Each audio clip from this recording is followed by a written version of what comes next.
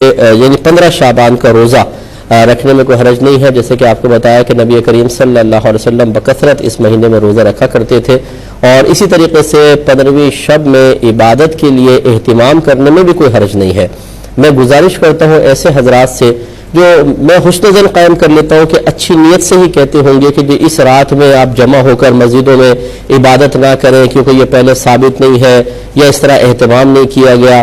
میرے پیارے بھائیوں، ذرا غور و تفکر فرما لیجئے کہ اگر کوئی کام پہلے نہیں ہوا اور مذہب اسلام اس کام کو پسند کرتا ہے، شریعت پسند کرتی ہے، اللہ تعالیٰ اس کے رسول پسند کرتے ہیں، تو اس کام سے ہرگز نہ روکا جائے۔ ویسے ہی لوگ عبادت کی طرف مائل نہیں ہے۔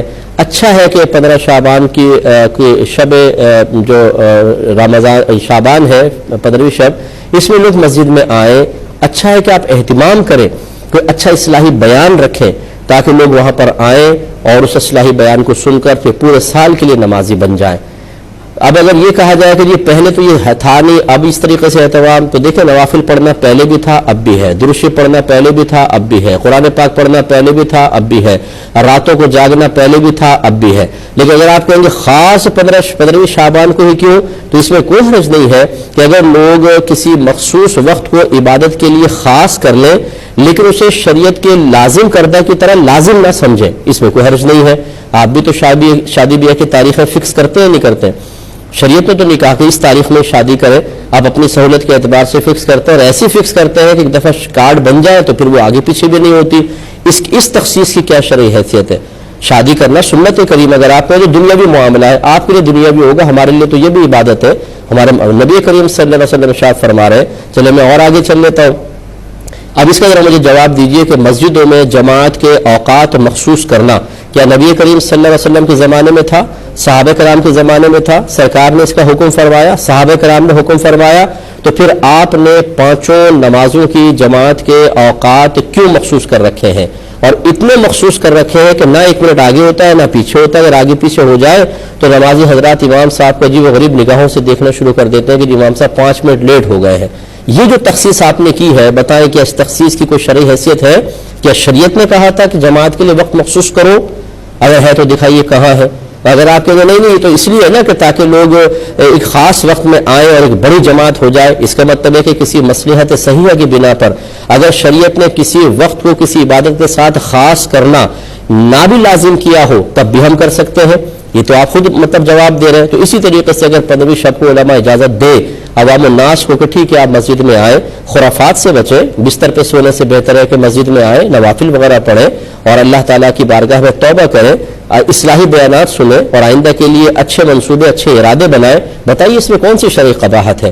تو یہ اس طریقے سے نہیں کرنا چاہیے۔ خواہ مخواہ مسلمانوں کی ایک بہت بڑی تعداد ہے، آپ دیکھیں کہ بلا مبالغہ 80% مساجد جو ہیں وہ آباد ہوتی ہیں، اس میں لوگ آ رہے ہیں، آپ سب کو کہیں کہ یہ بدعتی ہے، یہ گناہگار ہے، یہ نماز پڑھ کے بھی جہنم میں جائیں گے، اس رات میں جا کر بھی جہنم میں جائیں گے۔ اس طرح کی باتیں کرنے کا کوئی فائدہ نہیں ہے۔ بہتر یہ ہے کہ ان چیزوں پہ ٹھنڈے دل سے غور کرنے کے بعد ان میں جواز کے پہلو نکالیے اور اچھے نیت سے اچھے ارادے سے لوگوں کو عبادت کی طرف آنے دیجیے۔ اور یہ ضرور ہے جیسے میں نے آپ کو عرض کیا کہ اصلاحی بیان رکھیں، اچھے بیان رکھیں۔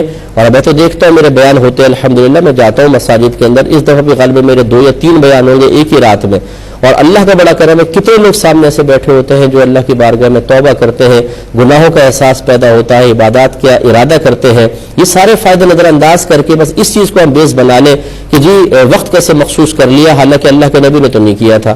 تو جماعت کے لیے وقت مخصوص کر لیں کوئی بات نہیں، شادی بیاہ کے لیے کر لیں کوئی بات نہیں، ولیمے کے لیے کر لیں کوئی بات نہیں، اسی طریقے سے دارالعلوم کے اندر سال شروع ہوگا اس فکس تاریخ میں کوئی بات نہیں، دستار بندی اس تاریخ میں ہوگی کوئی بات نہیں، ختم بخاری اس تاریخ کو ہوگا کوئی بات نہیں، سلیبس یہ والا اتنا، یہ کتاب 6 مہینے تک چلے گی، یہ سال تک چلے گی، یہ ہم تخصیص کر لیں مخصوص کر لیں کوئی بات نہیں۔ یعنی یہاں کوئی بھی بات نہ ہو اور مسلمانوں کی بہت بڑی تعداد مساجد میں آ کر اللہ تعالیٰ کی عبادت کر کے اس کو راضی کرنے کی کوشش کرے تو یہ بدعت ہے، یہ سب جہنم میں جائیں گے۔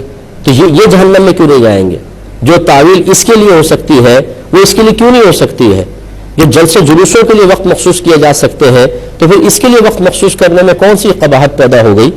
تو اس لیے اچھی طریقے سے ٹھنڈے دل سے غور کریں، اگر یہ نہیں تو یہ بھی نہ کریں، اور اگر یہ کر رہے ہیں تو پھر اس کے لیے جیسے آپ نے جواز کے پہلو نکال لیے اور ترمیمی پہلو نکال لیے اور شریعت کے اندر کچھ نہ کچھ آپ نے ترمیمات نکال لی ہیں ایک اچھے مقصد کے لیے، تو پھر اس مقصد کو کیوں آپ خواہ چیلنج کر رہے ہیں، اور جو اس پر عمل پیرا ہے ان سب کو جہنمی بنانے کی ہم کیوں کوشش کر رہے ہیں؟ ٹھنڈے دل سے ذرا غور کریں اور پھر فیصلہ کیجیے۔